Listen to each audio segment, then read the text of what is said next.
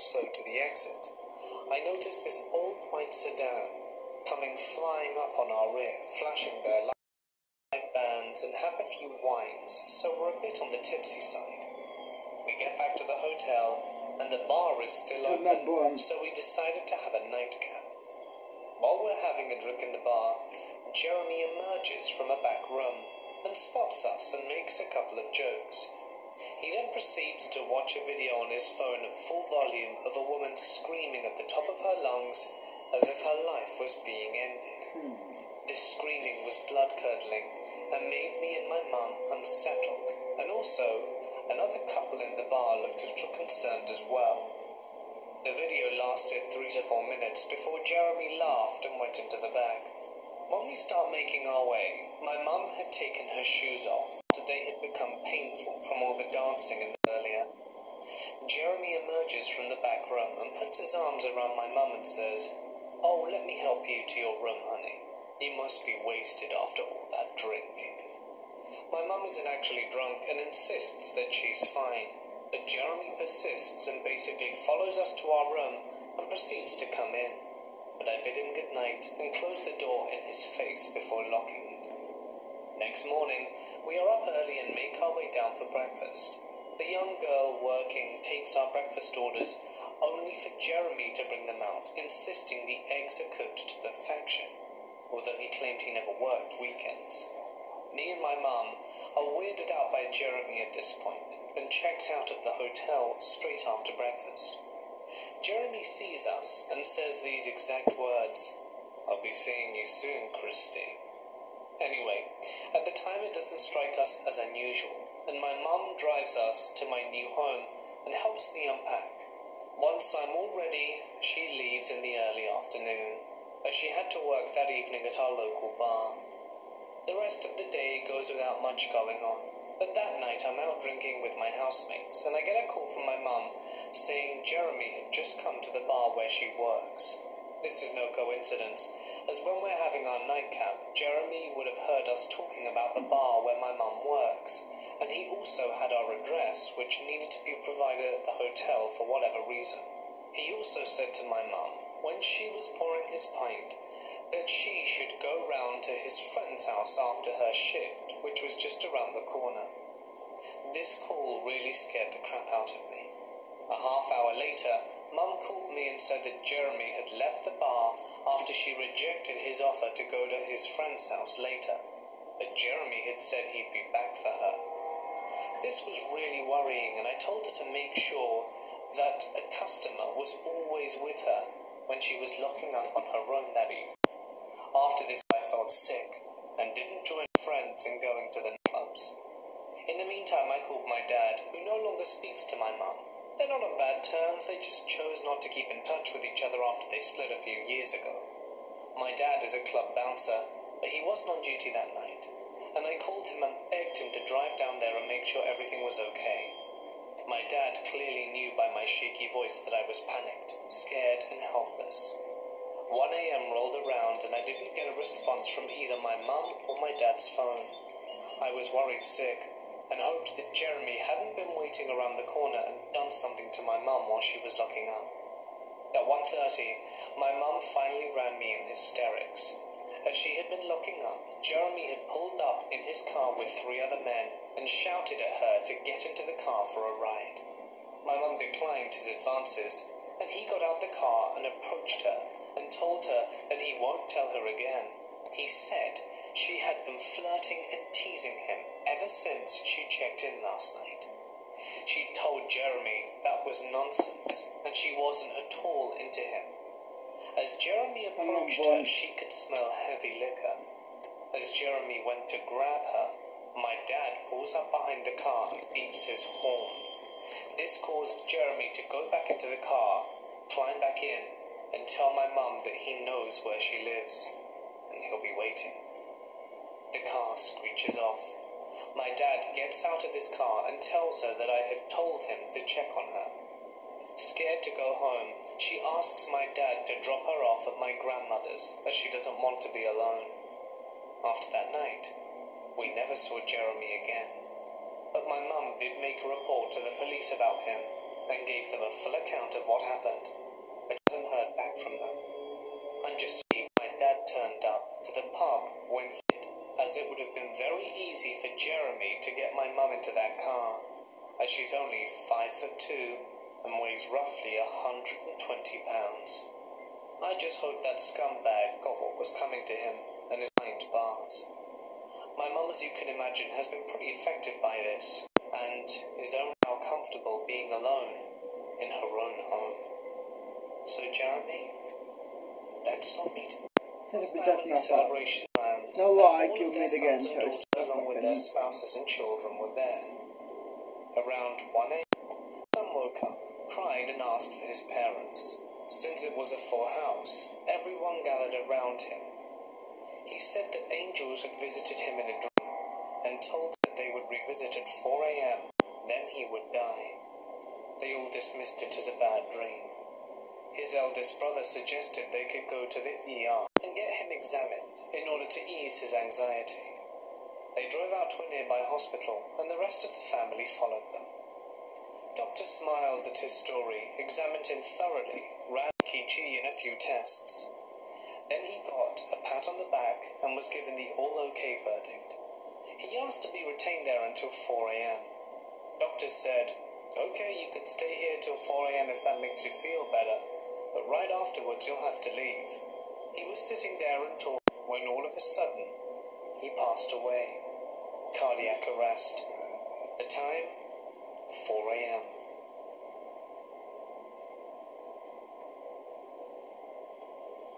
I'm a guy from the UK. I live in a town in Wales, albeit not the little villages most people imagine. My town is a proper holiday destination along the coast of Wales. This isn't relevant to the story, but I just thought I would give everyone some context. So it started when I was around 15 years old, 8 years ago. I was dating a girl from about 2 towns over. I would usually get the train to hers and back. However, this one night her family weren't supposed to be home, and we were kind of being watched by her brother, who was about 20 and pretty chill. The plan was to stay the night. We were up late playing on the Wii, but her parents unexpectedly came home. I never got along with her mother, and the whole thing kind of got heated, and I was kicked out of the house and told I could not stay over. It was about 2 a.m., and I didn't want to call my own parents in worry of waking them. My mother is a very strict woman, so I began the long trudge home. It was roughly an hour and a quarter worth of walking, so I was expecting to be home around 4:30. So I was walking along the concrete part above the beach, and I stopped after about a half hour of walking, as there is a public toilet which is kind of run down, but also open 24 hours to those desperate, which I was. I was expecting it to be empty, or just have a homeless dude sleeping in it, but I was wrong. There was a guy using the urinal. This guy looked to be in his mid to late 50s, a little on the overweight side, but not morbidly. He had grey, messy-ish hair, but other than that, he looked pretty normal. He definitely didn't look homeless. I remember he made a quick joke about something, but I don't remember what. I politely laughed, did my business, and left. After about 15 more minutes of walking, the weather had gotten pretty bad. It started to rain heavily, and the wind was picking up. I seem to remember this was around November time, so it was pretty cold. I'm walking, and a car drives by, beeps, and pulls over just in front of me. I had assumed it was someone I know, but couldn't think who. I got in the car and the dude from the toilets was inside. He asked me where I was heading, and I told him. He said that was a long walk, and I couldn't be expected to walk all that way in this weather, and he offered me a lift. In hindsight, I probably should have refused, but the weather was bad, and at the time he wasn't giving off any weird vibes. The drive took about 15 minutes, I think, maybe 20. The more I was in the car with him, the more I started to get vibes that there was something off. He was telling me his best friend was a 14-year-old lad who stays over at his place a lot, and they drink together, and if I ever wanted to join in, I was welcome to. He was asking me some really invasive questions as well. So do you still have that couple of what notes? they were. No. I just remember Here is a it's couple not more the kind of notes. questions What about the you water? ask to someone that Yeah, you're giving I a said the secret water. time to. Cool. Anyway, we got to the street around the corner Here's from the my joint place, and the smoke. I asked him to just drop me off there. So we're joint I now. told him my house Got the wasn't smoke. accessible by the road, and that I would just walk the rest of the way home. He gave me his number and told him to ring him when I got back to my house safely, as he wanted to make sure I got home okay. I asked him what his name was. At this point, he knew my full name, and he just said, Pete. Pete what? My phone wants a surname. He wouldn't tell me. He just kept saying, just Pete. I later found out that Pete was a fake name too. Anyway, I got into my house and texted him just to let him know I was home safe. It was probably a bad decision, but back then I was full of bad decisions. The next day came, and I was expecting everything to go back to normal. But it didn't, because I stupidly gave Pete my number when I texted him. I started to get texts from him every morning, basically just saying good morning and wishing me well. I replied to the first few, and then started ignoring them. So that's when he tried calling me. Every single evening. I would ignore most of his calls, but he would often repeatedly ring and to answer.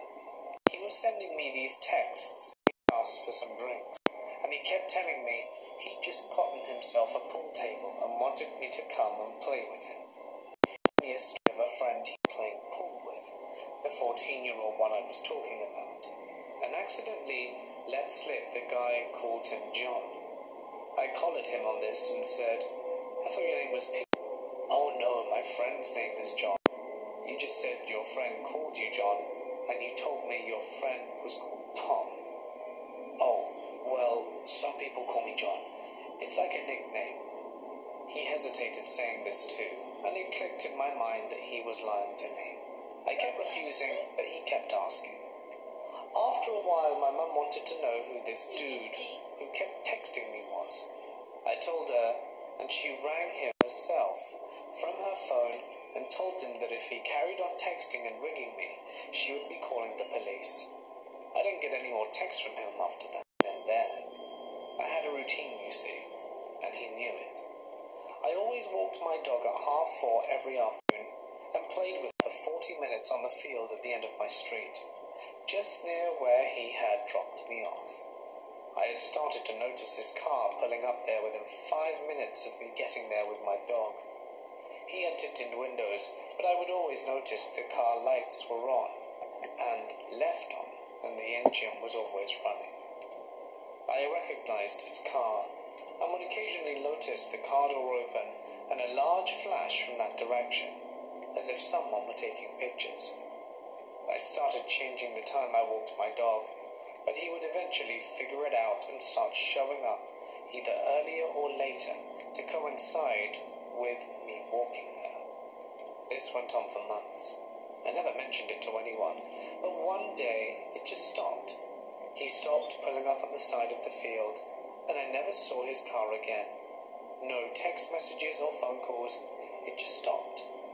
I ended up getting a new phone after about a year, and had that for another 2. I dug out my old empty phone when I was around 18 to 19, after the aforementioned dog passed away. I had some old pictures and videos of her on that phone, and wanted to transfer them over to my PC, so that I always had them. I turned on the phone, which had been off for several years now, and still had the old SIM card in it. That's when I got my final message from Pete. It was an old one, and was about 14 months old. It said something along the lines of, Hi, I know we haven't spoken in a while, but I've just thought you should know that over New Year's I was diagnosed with an illness, and I've been told I don't have long left. You were such a good friend in the short time we knew each other. I live at, and he sent me his address, and would really appreciate it if you could come around, just so that I could have one last chat. I've got some beers, if you want to stay the You can. Just drop me a line if you want to come round so that I can get everything ready for you. See you soon. No idea if Pete/John was genuinely ill, just trying to lure me to his house. I've never been to the address he sent me and never responded to him or heard from him since. I didn't reply to him, and that was the last I heard from the guy. It certainly had a big impact on me during those years. I don't know if he's gone, but I do know I never would want to meet him again.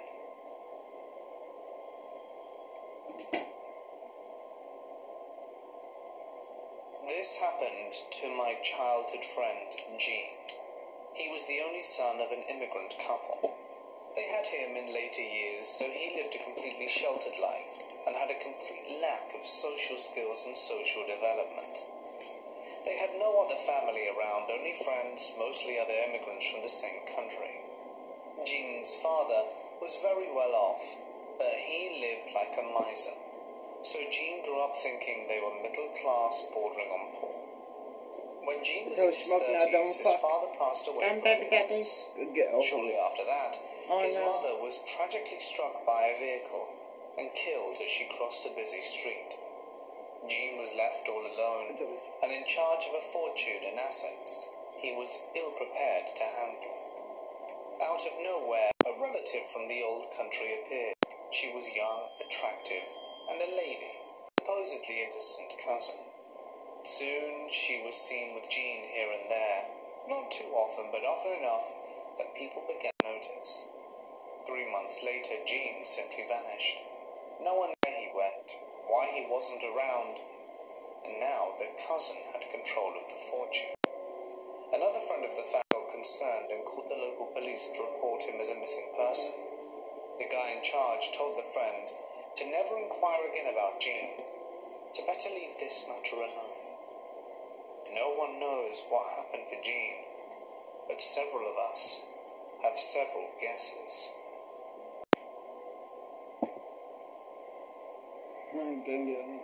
I recently started a job in a factory on swing shift, 4 p.m. to 2 a.m. I'm only 2 weeks in, but I can say right now that I do not feel safe there. I'm already an unimposing trans guy in a small conservative town, and I'm at the point where it's difficult to be stealthy, aka easy, obvious target. I also made the mistake of telling everyone that I used my preferred name, but didn't correct them on calling me she or her. I figured that correcting them on pronouns would make it even more obvious that I do not belong. Last night was my second night completely on my own. My first week was training on day shift. I got in the car and headed home around 2:15. It was an hour commute, and right before I got on the highway, a truck got right up on my bumper and stayed there until I got into a well-lit part of the next city. If I changed lanes, so did he. He kept his brights on the whole time, and he disappeared for a bit, and I hoped that he was just being an arse, and that was that. I made my way across the city without incident, until I turned off onto the scenic route home from there. This guy comes up quickly behind me out of nowhere, until he's right up on my bumper again. Same deal as earlier. Right behind, blinding me. I was definitely panicking at this point because no one else is on the road, and I know I'm the only one at work that lives in this town. He follows me for another 5 miles or so, then suddenly decides to make a sharp U-turn and book it out of there. I drove home as calmly as I could, drove around the police station a bit before finally going home. They didn't follow me the whole way. They must have gotten impatient after that half hour. I couldn't sleep at all, and I do not feel safe going to work after that. I've tried calling human resources, but no one answered the phone. I don't have anyone else's number at work, and at that late at night, our small-town police... Here's a tip for free. Download the Sportsbet app. It's got everything you need to make betting easy, including same-race multi. Combine multiple runners in the same race for bigger odds. Also, just get your tips from me. I am on fire at the moment. Play us responsibly with Sportsbet. Police stations aren't even open. Anyone with advice, it would be greatly appreciated. was in high school, and my mom, who was a teacher, had a conference in another town. My brother and I decided to go with her. We stayed in a hotel where we had stayed before, and there were 2 beds, and I was with my mom, and my brother was next to us on the other one. I'm not someone who normally gets scared. I can watch scary movies alone at night and fall Is the right to camera sleep. cool allowed to film This inside night, or I had not? this dream. Yeah, I was sure. at a party They with can some of film my in friends, and there if they everyone was want. drinking. Cool. We were at an apartment somewhere, and on the 2nd floor, suddenly people started screaming. My friend and I asked what was happening, and someone told us that Ready, some big drunk booty kid combo? was there to try. Yeah, fucking Alpha made the fuck.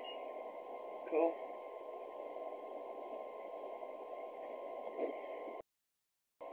This is the kitchen, then table. Lounge room, this is where she sleep. This is my daughter's room and my son's room. Here is a couple $1 million. Like I normally give you when I come over. Yeah. Let's do this. Done. Bring your ass over here. Oh hi, it's the next day. As you can see, I'm in the military uniform. I can tell you quickly. This movie is about World War III, and you can guess why. You can guess what caused World War III. And yeah, this is my, okay, ready? Yeah, I am. Okay, good. 3, 2, 1, get to your stations, people. Okay, got it.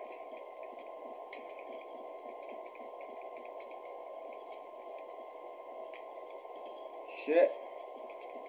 Okay, stay there. Got it. Grab out your gun, your fake gun. Okay. Go! Action!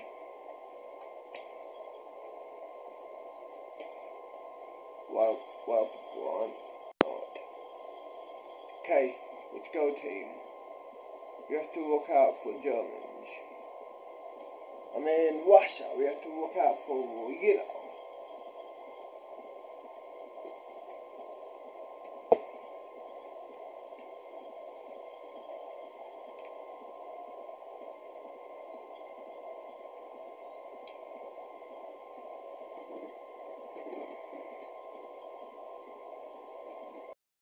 You there. Don't fucking move. Don't hurt me. I'm with the Russia board. I'm here to help. Let's take her to the fucking military base. Just down there. Come on guys, let's go.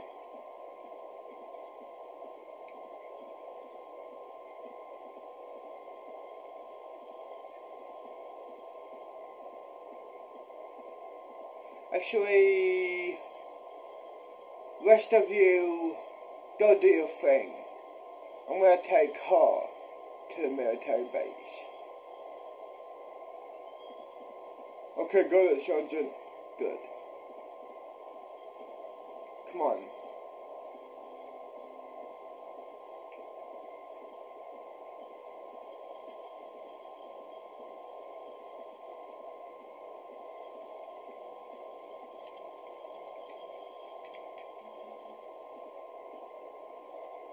Come here.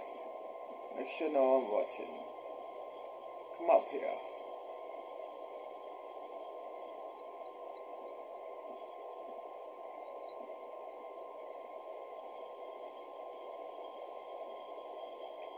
What's your name?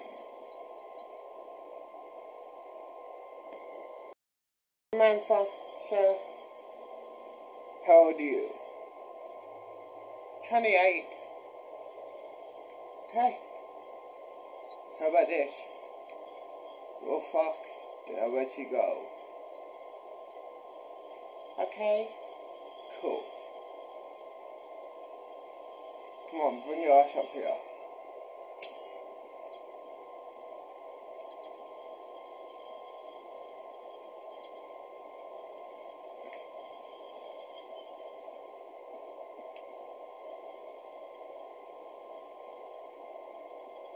Bring your motherfucking ass up here now.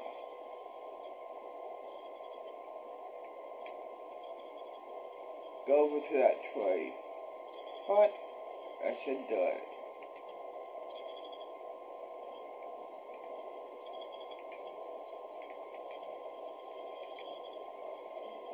Good girl.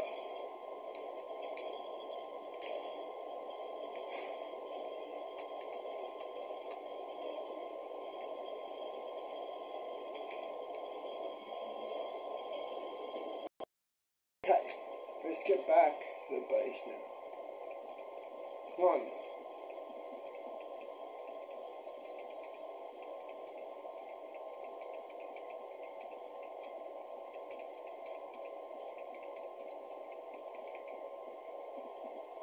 And cut.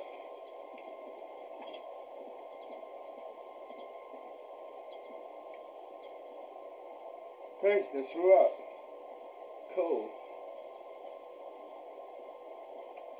Let's go to here.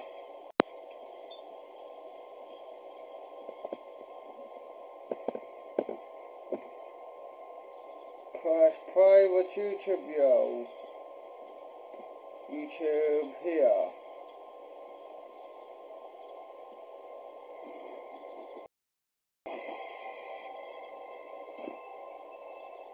Bond.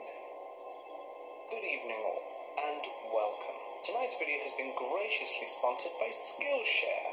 This amazing platform offers a variety of online classes on literally anything you can think of. And given the current situation that we're all going through, I think it is a really great time to just start learning anything you want. Brush up on an old skill, or maybe something that you might want to pick up. It's a great learning opportunity. Just go nuts. I personally have been practicing my poi thanks to Skillshare for the past few months with the help of Ben Drexler. He's a really awesome flow artist, and if you're into flow arts, seriously good. Check him out. The first 1,000 people who click the link as the pinned comment and in the description will get 2 months for free. That's plenty of time to binge on pretty much anything you want. So go nuts. Thanks, guys. But for now, it's time. There are 2 brick sheds on the left as you approach, which we use, which are across from the lane of my house. There is another lane that runs up the side of my house, which is straight on as you drive up the hill.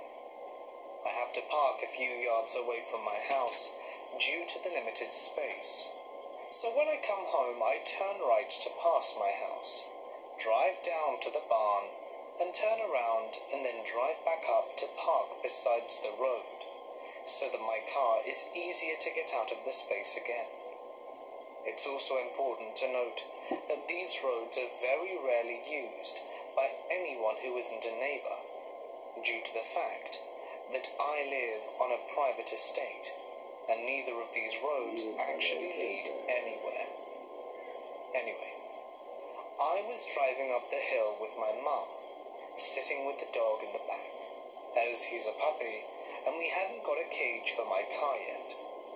I also had a bag full of logs in the boot for the wood stove.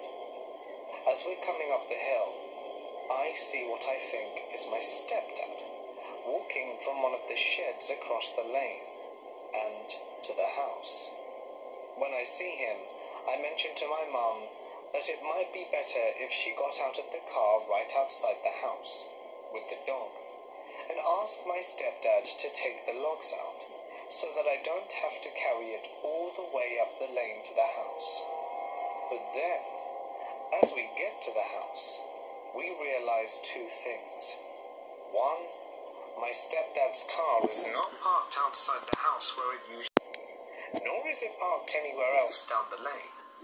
And 2, we just saw my stepdad on the way home, finishing up some work he was doing for our landlord.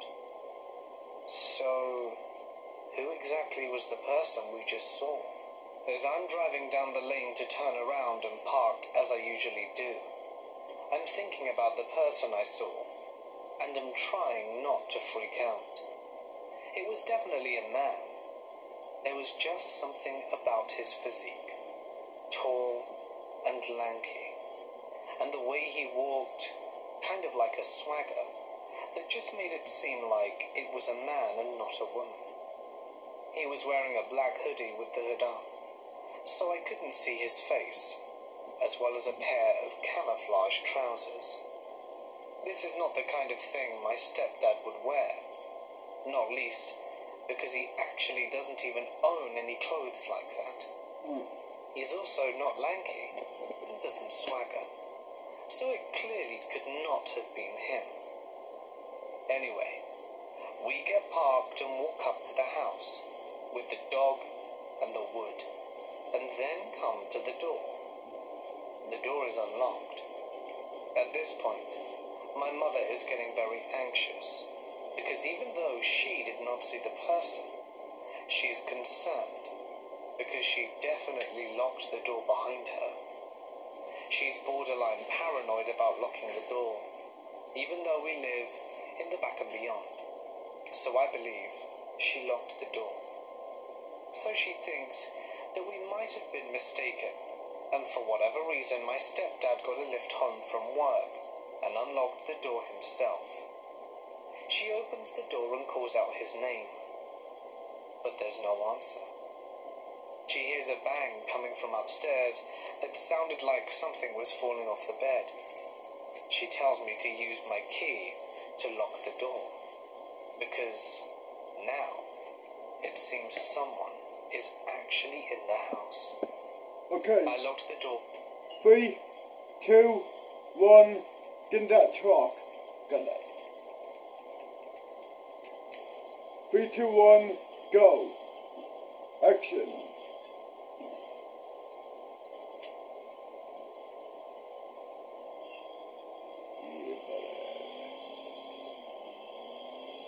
Let's go back to the base now. Surround the corner.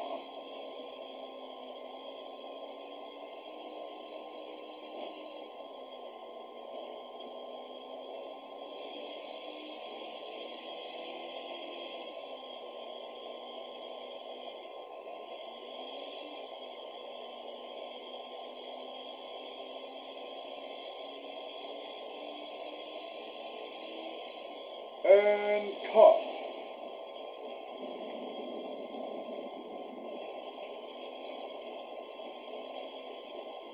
Now let's drive to the actual military base, abandoned military base for the use for the movie.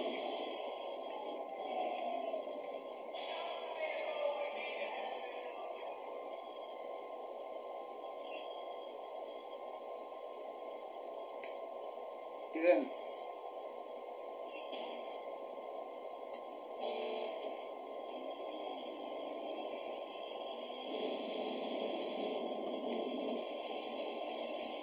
Well, I'll see you guys when I'm at the actual abandoned military base. I'll see you then. See you soon.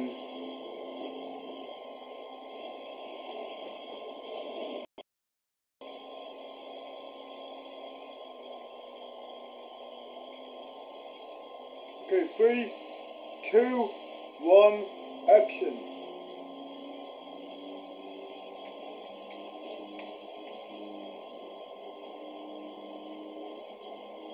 I'll try to fucking convince my bosses you're a good guy, you're gonna help, okay? Okay. Go on in, thanks.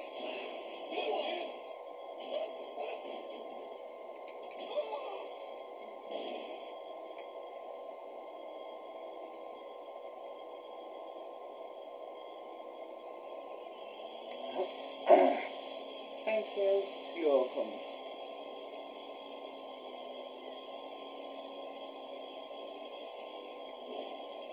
Twelve people on there as well.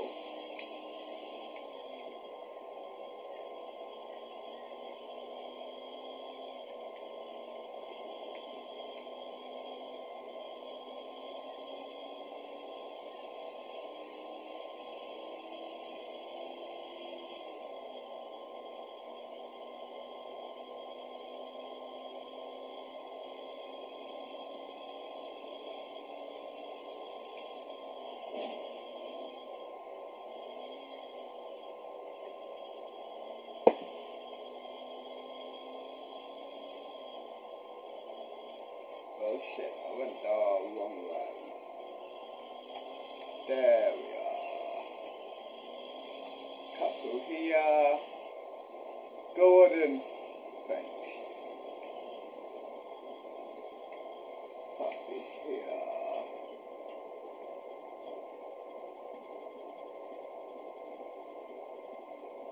We see. Don't worry about that.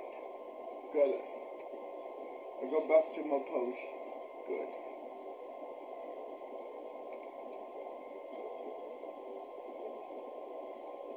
Got money, thank you very much. Tell it like it is, bro. He shows in. Hey guys.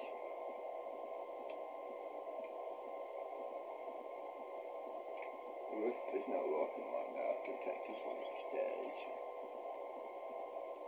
Shit.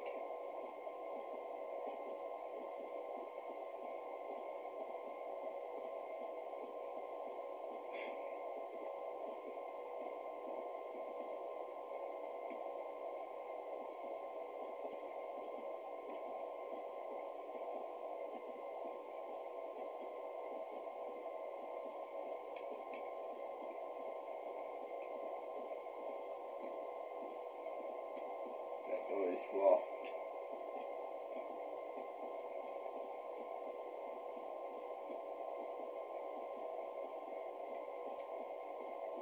Is it still locked? Yep.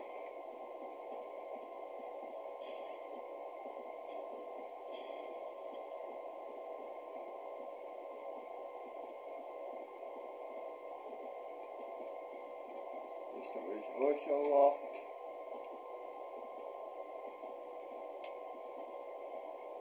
Oh, fuck me.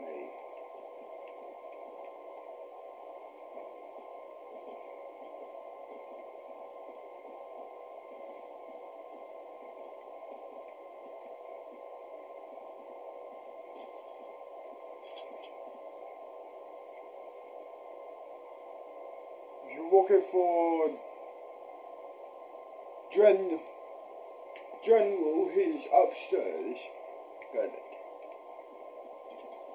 Cool, let's go up there.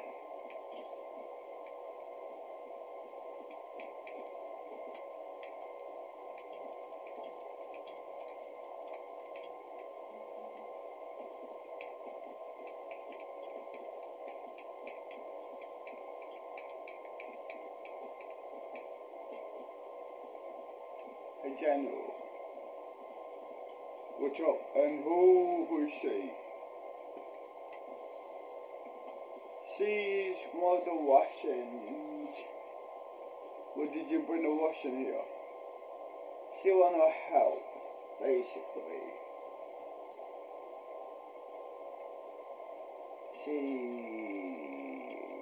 She's good, trust me. If you don't believe me, I'll show you. Do you need any hacking to do? I'll leave you two to it. I'm gonna go, you know.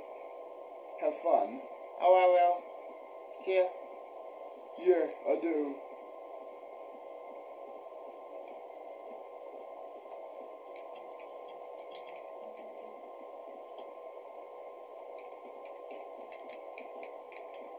And cut. We'll film the next scene tomorrow. The next scene is gonna be somewhere else.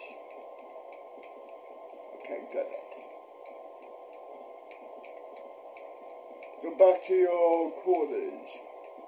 You know, you know what I mean. Okay, got it. Cool. Jump. Jump. And these are fake tattoos. If I didn't tell you, these are fake tattoos, if you're wondering. And a fake beard too, of course.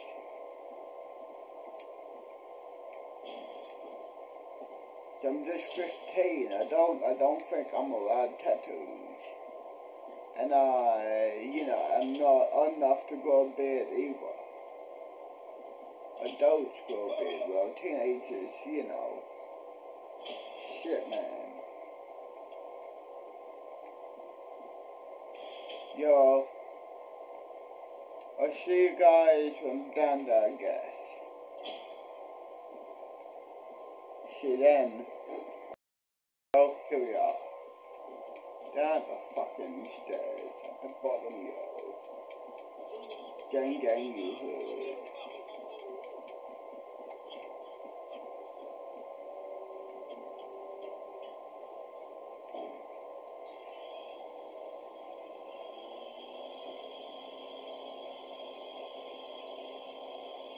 Go back to the fucking bunks, yo.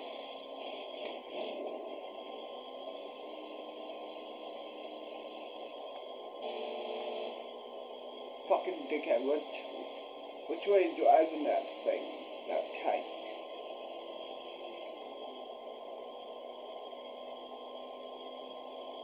Shit. Shit.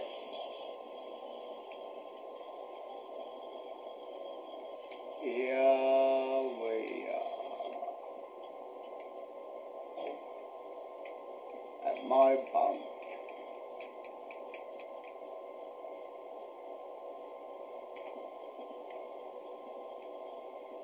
I'll see you guys in the morning, I guess.